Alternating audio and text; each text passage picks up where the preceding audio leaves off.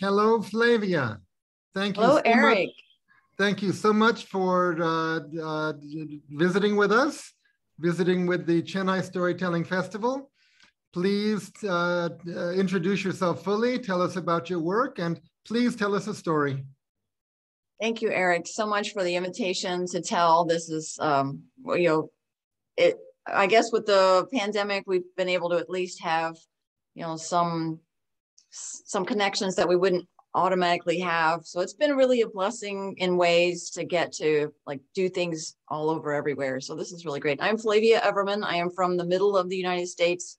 So it's morning here. So good morning. The sun is just peeking over. It comes in our bedroom window. So it's kind of nice. It's just kind of peeking over the horizon there. I collect stories from Africa. I've always wanted, or I've always read folk tales and fairy tales. You can see my library is most of them are children's books. So I love folk tales and fairy tales. So that was Johnny. That was a really great, interesting story with the little twist, because it is interesting how, women not necessarily, but it's like there's a common bond. You almost like sisters when they got together, and they realized that it's like, you're great. It's a really great story. So thank you so much. And this story is from Africa. The story that I'm going to tell is Nomi and the Magic Fish. And it was written, or actually, I guess, written down by a 15-year-old in South Africa. She's from the Zulu tribe. And it's an older, it was published in 1979, 71, I believe. So it's, I have no idea where this young lady is today, but she actually won a contest with this story.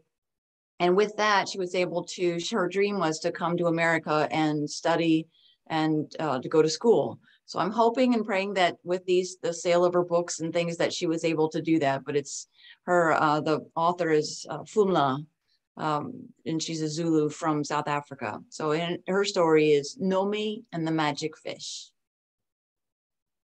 So Nomi lived with her father after her mother died. And Nomi was a great child, beautiful child, tall and slender and beautiful. And then her father remarried, and he had a daughter, Nomsa. Nomsa was a little shorter and just a little plumper, or so to speak.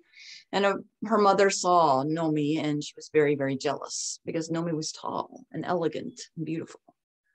So her stepmother decided that she would punish her because she was beautiful.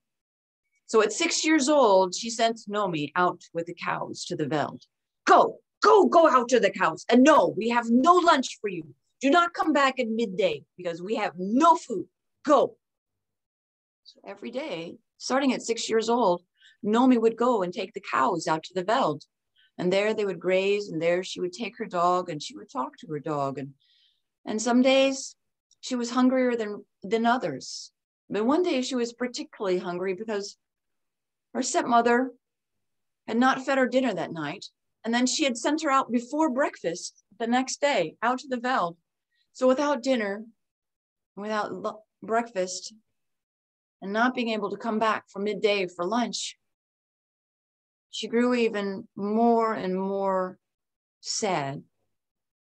And there she realized that she was getting skinnier and skinnier, and her dog, she looked at her dog and you could see the ribs of the dog's on his side. And she felt like there was nothing more that she could do. And so as she was taking the cows out, there was a large area of water there where the creek had expanded. And she sat down by the creek and she just cried. She cried and she cried and she cried. Then the dog saw something in the water and he barked. And about that time, there was a splash in the water and up came a fish, a large fish. Nomi was just afraid and she was going to run away. And the dog barked and the fish said, Nomi, do not be afraid. Come, child, what is your matter? Nomi says, oh, this is every day. She said, my stepmother comes and she sends me out with the cows with no food. Last night I had no food. This morning I have no food. Look, my fingers are like the claws of a bird. You can see my ribs. I am starving to death. And my clothes, look at my clothes. They are ratty and terrible. And I am so ugly. Well, the fish thrashed a little in the water. He says, Nomi, I cannot bring you new clothes, but I can give you food. And so he said, come to the water every day and I will bring you food. And so he gave her some cakes, some bread and some rice, and there she ate. And he also brought a bone for the dog with meat on it. Well, soon Nomi grew tall. She started standing up straight. She started filling out. Her fingers were no longer like the claws of a bird. And the dog's ribs slowly disappeared. Well, the stepmother noticed this. And so she said, Nomi. She said, I think you are getting food somewhere. Where are you getting this food? Nomi would not say. So the stepmother beat her. Where are you getting this food? Where, you tell me, where are you getting this food? And she beat her, but Nomi would not say a word. So then the cruel stepmother turned to the dog and she beat the dog. Oh, you tell me, where are you getting this food? Where? And the dog, he finally said that there was a fish in the creek, a large fish in the creek. And that is where that they were getting their food. Well, Nomi was so upset. She liked her fish. He was friendly to her. He was nice to her. So immediately she ran out to the cows, ran out to the veld, and she ran to the stream and she leant over the stream. Fish, where are you? Fish, she said. My stepmother is soon to come and she will kill you and she will eat you. And the fish swam to the top. And he said, it is okay, Nomi. It is okay. Let your stepmother eat me. When she is finished, take my bones and throw them into the chief's garden. Nomi was beside herself. My fish, what am I going to do without my friend the fish? Well, the next day, the stepmother sent Nomi, go out to the veld. But then she said, oh, husband of mine, oh, I am sick. I am so sick. Oh, if I could just have some fish, I would be well. Oh.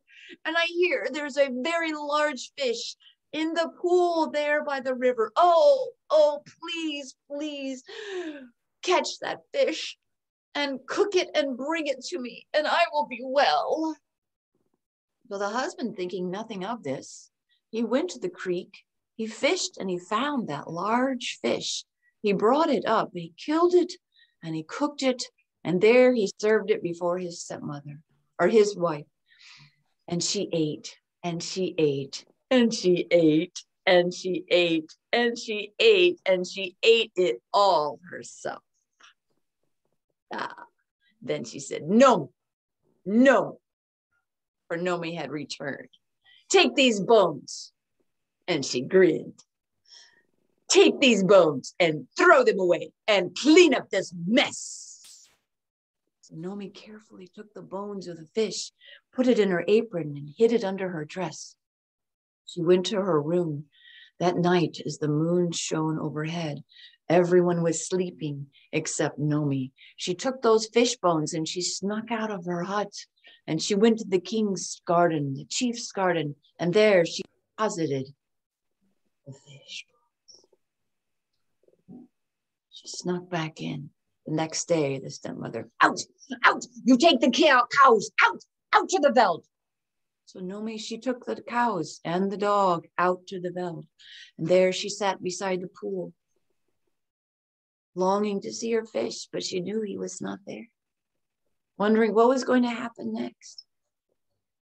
Well, meanwhile, the chief went strolling in the garden, strolling in his garden, looking at the flowers, looking at the grass, looking at everything.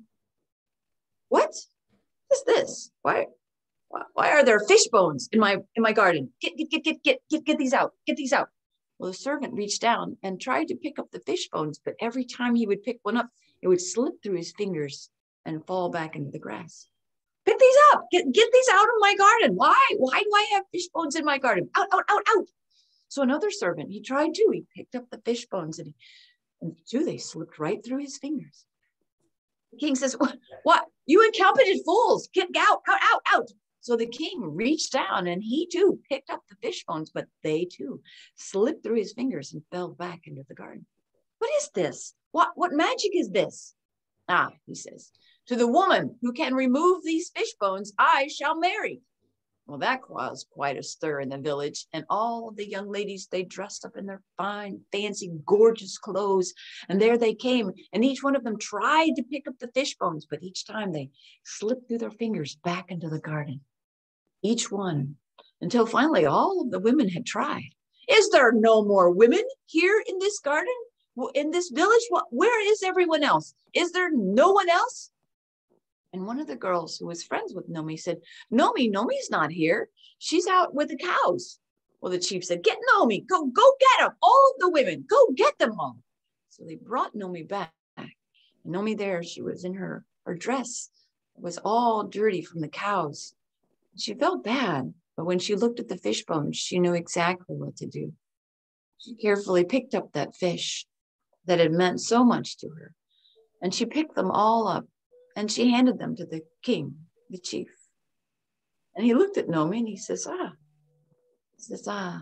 it is you I shall marry. And there all the women were excited, a marriage, a wedding of the chief in their village. And so they all smashed the corn and they made chapati and they made all of the desserts and all of the food there for the wedding. But the stepmother and Nomsa, well, they quietly faded off into the forest, way. And Nomi became the chief's wife and lived happily ever after.